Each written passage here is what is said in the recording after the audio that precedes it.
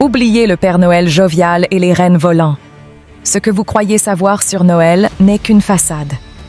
Derrière les guirlandes scintillantes et les chants de Noël se cache une histoire sombre, remplie de sacrifices sanglants, de créatures terrifiantes et de rituels païens oubliés. Saviez-vous qu'à Rome, Noël était une fête sauvage appelée les Saturnales? Pendant une semaine, la ville sombrait dans le chaos. Jeux de gladiateurs, orgies et sacrifices humains étaient au rendez-vous. Imaginez un peu, au lieu de déballer des cadeaux, les Romains offraient le sang de leurs ennemis aux dieux.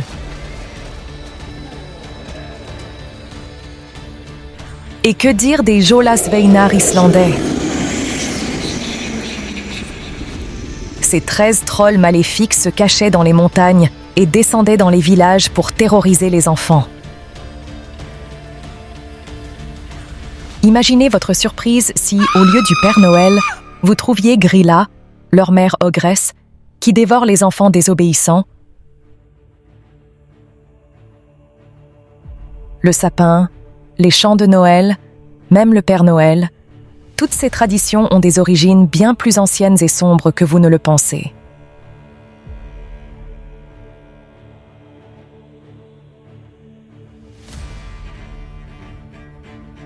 Elles puisent leurs racines dans des cultes païens oubliés, des rituels magiques et des croyances ancestrales.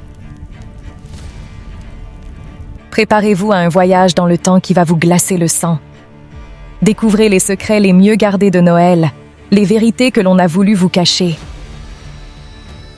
Après cette vidéo, vous ne verrez plus jamais Noël de la même manière.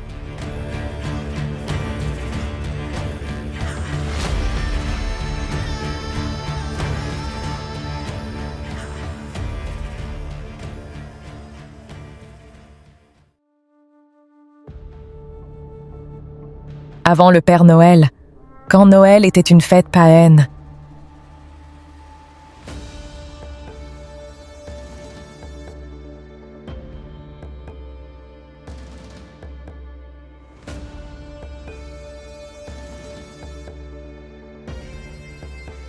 Oubliez les chants de Noël et les cadeaux. Le vrai Noël, celui d'avant le christianisme, était une fête sauvage et mystique. Nos ancêtres célébraient le solstice d'hiver, le jour le plus court de l'année, avec des rituels qui vous donneraient la chair de poule. Imaginez, dans les forêts enneigées de Scandinavie, les Vikings fêtaient Yule pendant 12 nuits de folie. Ils buvaient de l'hydromel à gogo, sacrifiaient des animaux aux dieux et dansaient autour d'énormes feux de joie. Le but ? Repousser les ténèbres et faire revenir le soleil. Pendant Yule, le monde des esprits et celui des humains se rejoignaient. On croyait que les sorcières et les créatures magiques rôdaient librement. D'ailleurs, en Norvège, on cache encore les balais le soir de Noël pour empêcher les sorcières de s'enfuir sur leurs balais volants. Et oui, même aujourd'hui, des traces de ces traditions païennes survivent dans nos coutumes de Noël. Le sapin, la bûche, les décorations. Tout cela vient de ces fêtes ancestrales. C'est fou, non? Alors, la prochaine fois que vous décorerez votre sapin, pensez aux Vikings et à leurs fêtes endiablées. Noël n'a pas toujours été synonyme de cadeaux et de gentillesse. Il y avait aussi de la magie, des mystères et une bonne dose de frissons.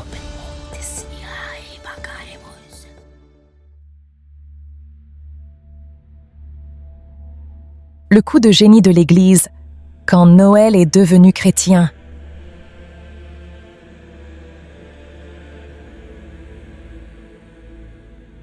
L'Église a réussi un tour de force, convertir des païens accrochés à leur tradition à une toute nouvelle religion. Comment? En jouant les stratèges. Au lieu d'interdire les fêtes païennes, elle les a récupérées et leur a donné un sens chrétien. Le meilleur exemple? La date de Noël. Le 25 décembre était déjà une fête importante pour les Romains qui célébraient les Saturnales. L'Église a eu l'idée de génie de placer la naissance de Jésus à cette date. Du coup, les gens pouvaient continuer à faire la fête tout en adoptant la nouvelle religion.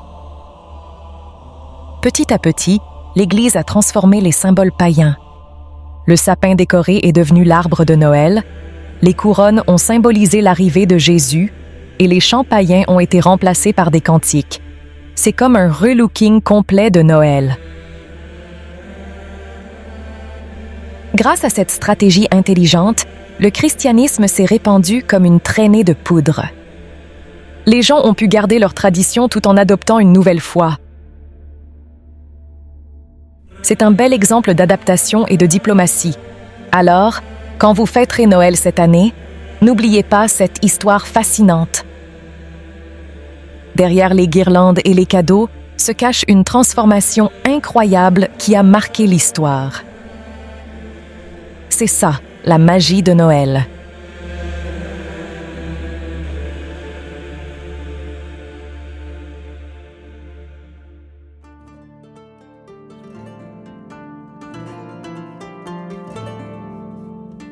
Noël au Moyen Âge, quand la fête prenait le pas sur la religion.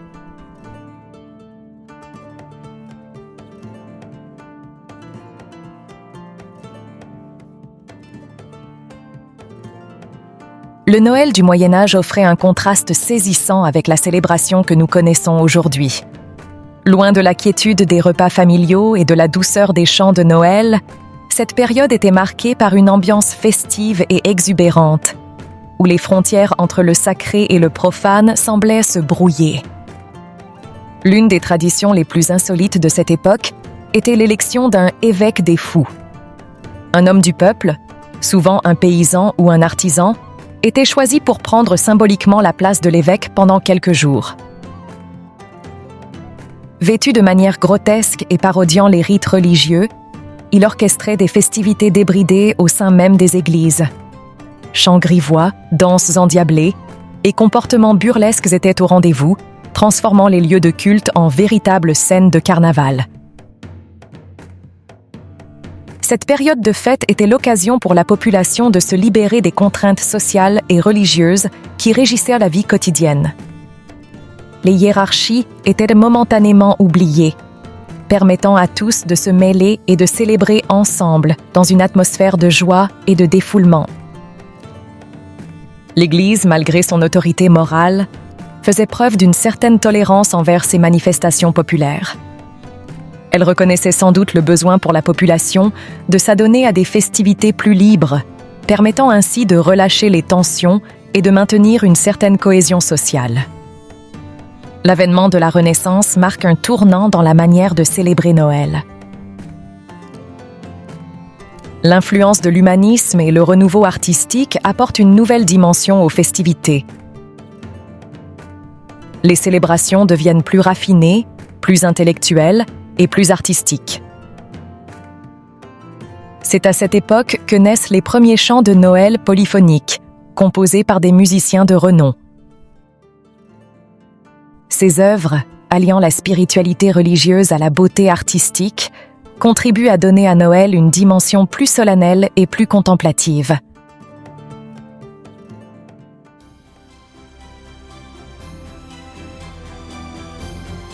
Quand Noël s'est illuminé, merci l'électricité.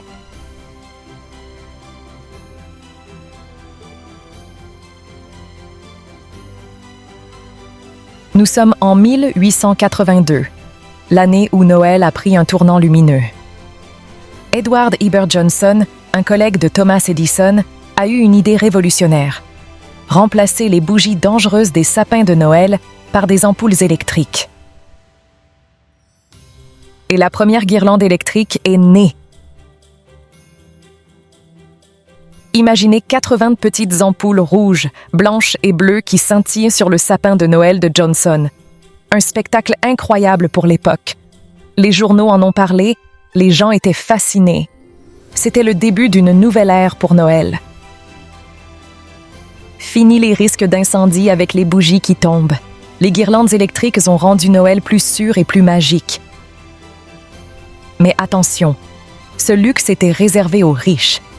Il fallait un électricien pour installer ces guirlandes et ça coûtait une fortune.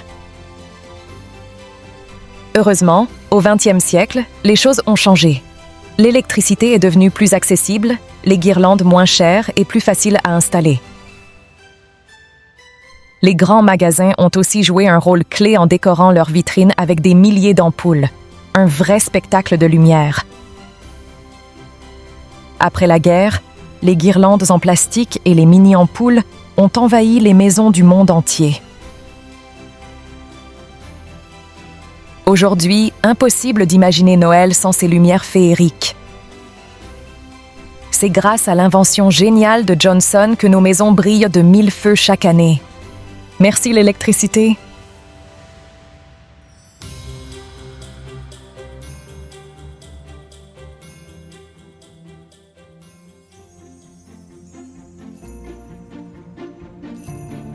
Noël autour du monde. Des traditions tellement bizarres que vous n'allez pas y croire.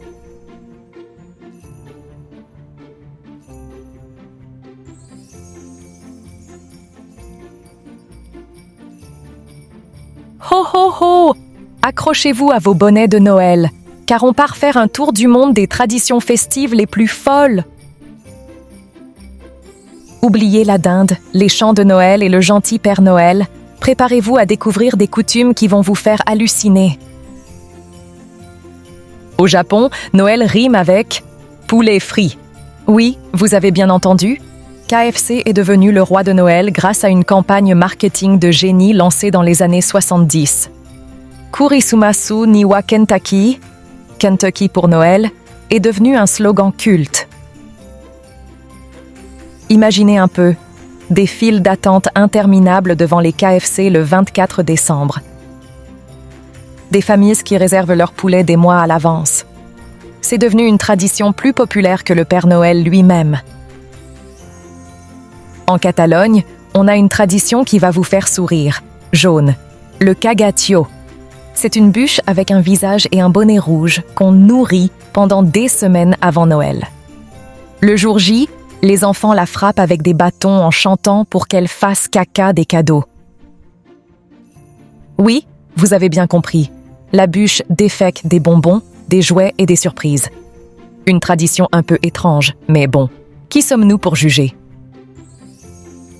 En Islande, oubliez le Père Noël et ses gentilles reines. Ce sont les 13 Jólasveinar, des trolls farceurs et un peu voleurs, qui apportent les cadeaux, ou pas. Chacun a sa spécialité.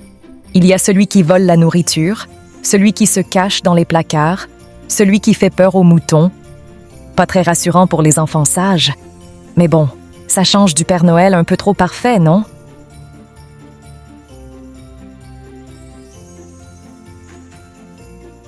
Et ce n'est pas tout! Le monde regorge de traditions de Noël insolites. En Australie, on fête Noël en plein été, en maillot de bain sur la plage. En Ukraine, on décore le sapin avec des toiles d'araignée, glamour.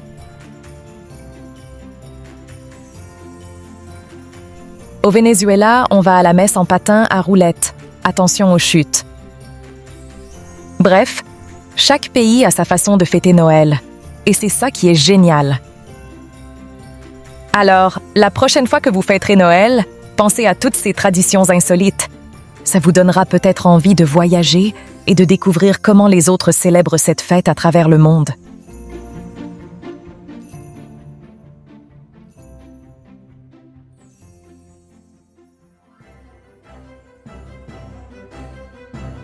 De la bûche qui brûle à la bûche qu'on mange, l'histoire gourmande de Noël.